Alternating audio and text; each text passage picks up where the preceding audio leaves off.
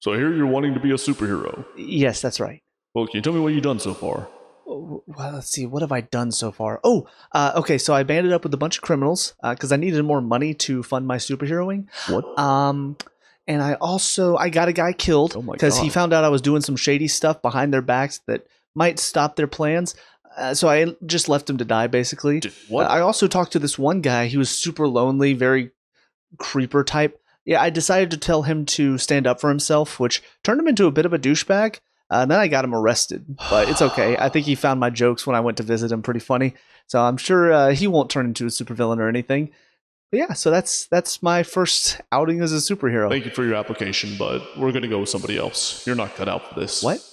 What's up, guys? Mason the Brock Anderson here, and this is Ironheart Season 1, Episode 3, We in Danger, Girl. And there's a lot I could get into for this. I could go on for a long period of time ranting about all the problems with this episode, but I'm going to stick to the biggest problems that I noticed with this. So first of all, the length of the episode. So the three main things that happen in this episode. First of all, Riri and Natalie, they're having a bit of an argument, but by the end they come to trust each other, or at least Riri comes to trust Natalie. Parker and his group, they set up for a heist. They go to do the heist. Riri tries to cut off a piece of his hood, and that messes up the heist, and then John dies because of it. And then the third part is we see Joe starting to get too much confidence to the point where he basically blackmails Riri into coming to help him. We find out he's Obadiah Stane's son. That's kind of it. This episode was nearly 60 minutes long. That's way too long for what little happened in this episode. So once again, they're really stretching out the runtime unnecessarily. There's so many moments where it's slow moving, which typically is not a bad thing. Most of the time you want a second to breathe in a lot of these scenes, but that's not how it feels. It feels more so boring because I'm sitting there waiting for something else to happen. When she goes to help Joe with his prosthetic arm that apparently he has, there's so many things in that scene where it just feels like nothing's happening. We're just waiting for the next thing. It's a scene that probably could have been done in 5 minutes, and instead I think it took about 15, maybe not that long. It might have been about 10, but still, there's way too much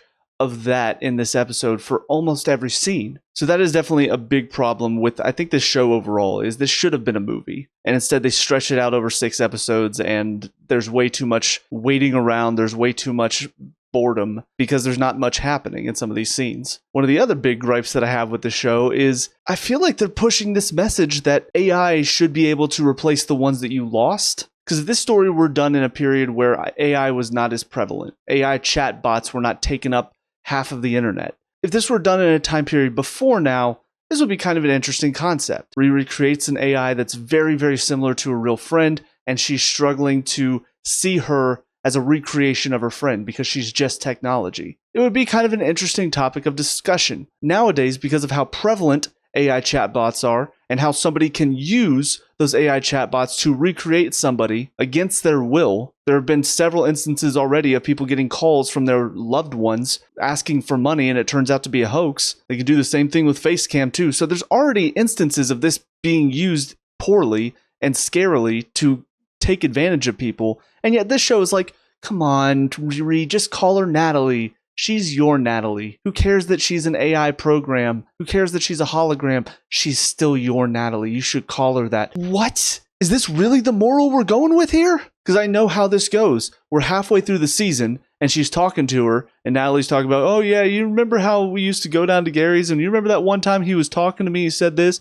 he found me making out with some guy, and he got on to me? And Riri's response is, yeah, Natalie and that one guy, of course he got mad, or something along those lines. And the scene is posed in a way where Riri is in the wrong for not acknowledging that this is her friend, guys. Don't you understand? She needs to accept that this is her friend now. I truly do not understand how they could think this is an okay story, an okay reaction to everything going on in the world with AI at the moment. I know some people don't see the concern involved, and some people think it's just a goofy thing, but to do something on this level, showing that, no guys, AI can replace the loved ones that you lost, that is a scary way to not deal with death. And it makes me worry that the people who wrote this actually feel this way, and they probably need to be in therapy and not writing a Marvel show. But outside of that story, the other problem story in this is, of course, Riri herself. Now, we'll give credit that it does feel like they are trying to show her why she's wrong, and she is kind of realizing by the end of the episode that she was wrong about Parker and was wrong to just be like, oh, you know, whatever, he's just breaking the law, but he's not hurting anybody, so who really cares? The problem is it takes her way too long to come to that realization, and a lot of the reasons she was using to justify what they were doing don't really make sense when you put a couple of thoughts into it. Parker shot a guard. Even if it was to protect you, he still shot a guard. That should have been big red flag that said, you know what, maybe I shouldn't be doing this. But also, no word from Stewart. You'd think that he just actually let him leave? As if he doesn't have information about the group, as if he couldn't blackmail his way back into the group? Did everybody really think he was still alive? So there's just a lot about Parker and what they're doing that it feels like Riri was just turning a blind eye to this whole time. And again, she's started to wise up a little bit. She's starting to realize maybe there's something to be worried about here. Maybe I do need to look into this hood. Maybe I do need to step away from it. And of course, now she's in so deep, she finds out what happens to Stewart. Now she feels like she can't leave because they might try to kill her. John does in this episode. But talking about her plan at the end, it seems ridiculous. You can't bring any outside material or else it's going to be noticed by the censors. So she decides now is the time to try to cut a piece of the hood off. How does that make any sense? And of course, she nearly gets everybody killed in the process. She does end up getting John killed because he finds her with the scrap of the hood, which I will say the fact that John didn't kill her, kind of stupid. As far as I know, she doesn't have any sort of training or anything in fighting. What she brings to the table is her suit. So outside of the suit, when it comes to one-on-one fighting, I don't feel like she'd be able to hold her own, especially against a guy who's so skilled with knives. So for this fight scene, they have to make him not very good with a knife. Yeah, then just leaving him there to suffocate. I realized he was trying to kill you, and I realized he would have exposed you, but you still killed him in the end. Our main character that we're supposed to be rooting for, she killed a guy.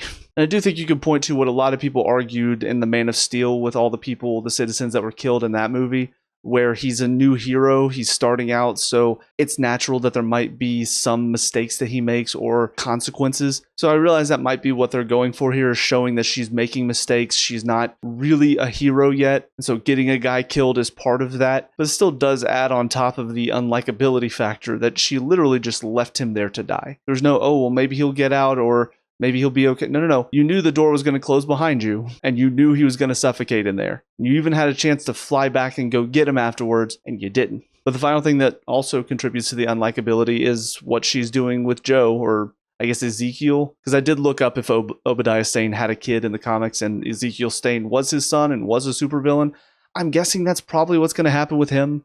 The season will probably end with him maybe tapping into his villain side a little bit. But there's a lot about this that doesn't feel like it makes sense. And frankly, I'm too lazy to go back and watch the first Iron Man to see if most of this adds up. Did he ever talk about having a son in that movie? Did they cover up Obadiah's death by saying it was a plane crash? How on earth could his son have figured it out that it wasn't a plane crash and what he actually did if they did cover it? There's a lot about this that doesn't make sense. But the fact of the matter is, he is what Riri created. He is becoming what Riri has pushed him to be. She's the one that told him to be more confident, and now we're seeing he's blackmailing her now to get her to do what he wants. That's dangerous. And we're just sort of playing it off as, oh no, but he's a good guy though. I'm sorry, do we not know how real life works? Guys like him who are shut-ins, who don't really talk to people, who apparently had a dad who's a supervillain, he has a bunker full of weapons, he gets some confidence. That is a supervillain arc. And we're just playing it off as, I mean, he's fine. Seems like a decent guy. Like I said, there's more I could get into, but those are the main things I wanted to touch upon, though. Because they all add to the main problem that this show has. The main character is just not strong enough to draw me in and get me to care about her as a character. So 3 episodes left. Seems like Parker figured out from whatever voices are involved with the hood, they're seem to be showing him that Riri is the one that got John killed. So I'm assuming he's going to go after her next, and this will, I guess, set up for their ultimate battle over the final 2 episodes. But honestly, I'm just not at all that interested. Probably going to rush through these final 3 episodes review-wise. I feel like a lot of it can just be boiled down to they've not made this character likable. They've not given her anything that I feel like we want to see out of a hero. We don't see her fighting for a sense of justice. We see her fighting because she wants to make money so she can make her iron suit better so she can become recognized. And that's not really a strong starting point for a hero. So we'll see what comes next, but that'll be it for this one. On to the next episode. I'll see you there. And now episode 4, Bad Magic. Once again, what all happens in this episode? We see Ezekiel go to prison and then end up getting recruited by Parker to basically take Riri's spot on the team. We see Riri trying to find out more about the cloak, takes it to apparently a couple of witches that, I don't know if she just assumed maybe they would know something about magic, but they turn out to be actual wizards. Like the mother actually used to be at Carmitage before she had her kid. So I don't know if she just lucked into that or if she actually knew what was happening there. It didn't seem like she did though. And then we have a little montage of her trying to destroy the hood before eventually she freaks out, panics, and then the suit goes and gets Xavier, who then shows him that she's created this AI of Natalie. And then Parker runs some sort of experiment on Ezekiel while telling everybody to go after Riri and take her head. So once again, way too little story for an hour-long episode. I don't understand. This one was actually longer than the last episode. And the problem is, not only are there several moments of padding throughout the episode, there are a couple of scenes in particular where I feel like the humor was actually dampened because of the fact that they decided to stretch it out a little bit. Because there are two jokes that typically work in more rapid-fire setting. The first joke is the one where Natalie tells Riri to call up Shuri. She does this whole long bit. And the thing is, most of the time that joke, it just boils down to, oh yeah, let me do that. Hey Shuri, how you doing? Yeah, I got a guy killed and I'm with a gang. Would you mind helping me out? Hello? But instead, she turns it into this 30-second long actual conversation. We already know what the joke is. It's been done before. But stretching it out makes it less and less funny the more you go on with it. She starts it off like you would a normal conversation. Like, hey, Shuri, how you doing? You doing okay? There's no need for that in this joke. It has always been just a simple, let me tell you this crazy situation I'm in. Hello? That's the joke. And then the other joke is when the suit goes to get Xavier and bring him to Riri when she's panicking in the junkyard. We already know what the suit's going to go do because Natalie already delivered the so funny and definitely not stilted. Should I go get Ronnie? Probably not. There should be a pause there. Hey, should I go get Ronnie? Actually, probably not. That should be how it's delivered. So it's ironic they quicken that line, but then they stretch out this other joke. We know she's going to get Xavier, and it would be funnier if all of a sudden the suit flies back and lets him out of the suit, and he's freaking out like, what the hell was that? I told you not to put me in there. Something like that, which his delivery was pretty funny, but the problem is the suit goes and flies to his place. We see it knocking on his window a couple of times. He opens it up. Oh, a little visit from Riri Williams. And then it opens up and points inside as if he's supposed to get, I don't think so. And then we cut to him flying down and getting out of the suit. That's not as funny. It would be so much funnier. Suit flies away. Cut to, I think it was the scene of Ezekiel getting broken out of prison, which that was way too easy. But then the suit flies back. Xavier pops out and he's panicking because the suit just kidnapped him, basically. That would be funny. But once again, it's a symptom of the fact that this show should have been just a movie. They did not have enough story to stretch it over 6 45 to hour-long episodes, and yet here we are. They're trying to make it work, and so we have to have several moments where they're very clearly just padding the runtime by adding a couple of minutes or about 30 extra seconds where it's not needed, and it takes away from some of the funny moments. But before I get back to crapping on this episode, I will say we finally got a good moment in this episode. And it starts with Xavier getting thrown out of the suit. Again,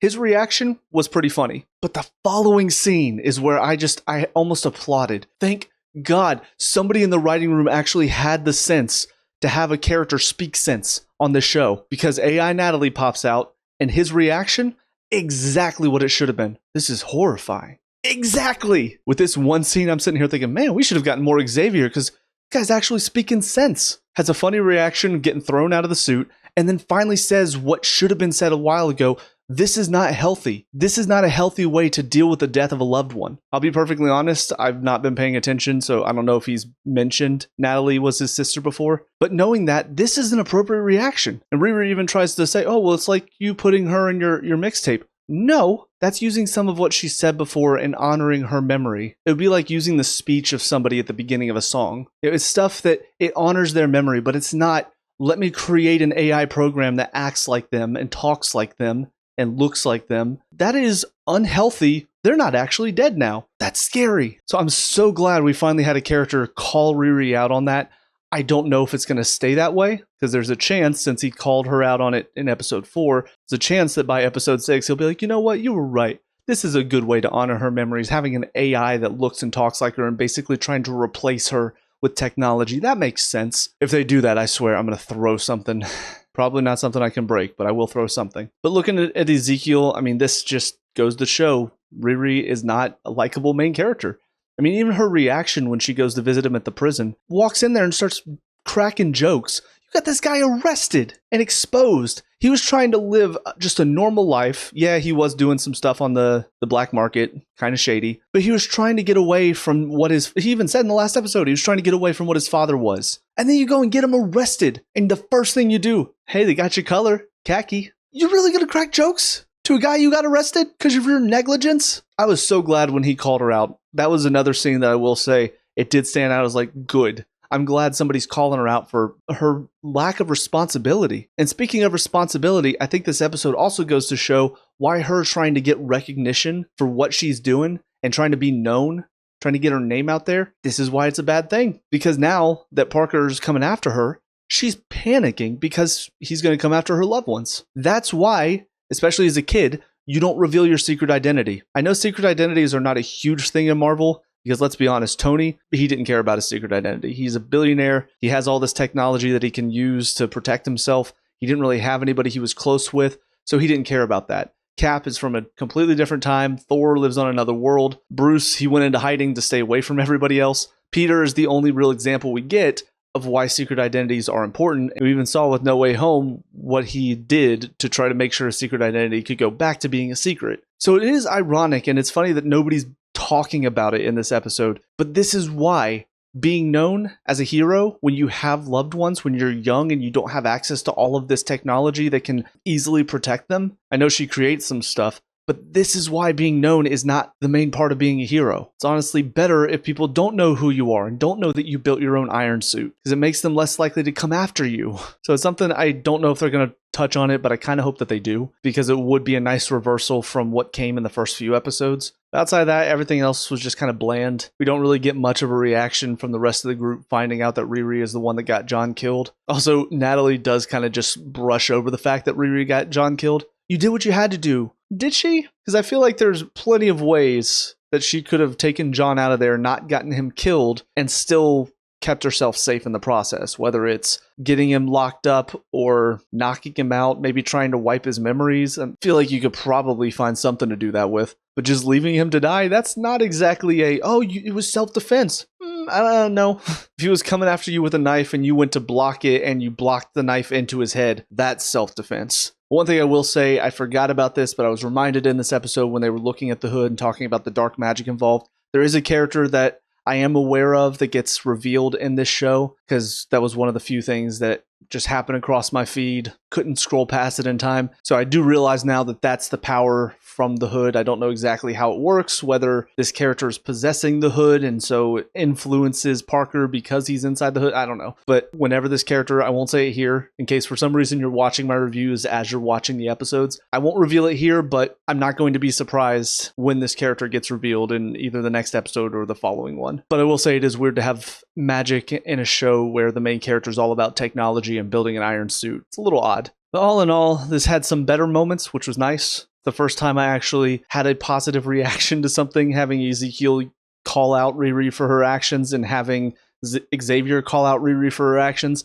It's just not something that I expected this show to do. They could still try to paint that as, well, Xavier and Ezekiel were both wrong for what they said to her. But in those moments, I didn't feel like that's what they were trying to show. So I hope that that's the case. I hope they are trying to show that she's been making a lot of mistakes and she's going to try to change. But based on how bad the ratings are and how bad everybody's reactions to this show are, I'm getting a feeling that it's not going to change. I'm a little worried about that. But anyways, with all that being said, those are my thoughts on these two episodes. So let me know what you guys think down in the comment section below. What were your thoughts on these two? Let me know. We can talk about and discuss all that good stuff. Leave a like and subscribe for future Ironheart reviews. Also check out the channel. We have a lot of other reviews on here, so check those out if you have time. But until next time, I hope you guys have a great day. I'll talk to y'all later. Peace out.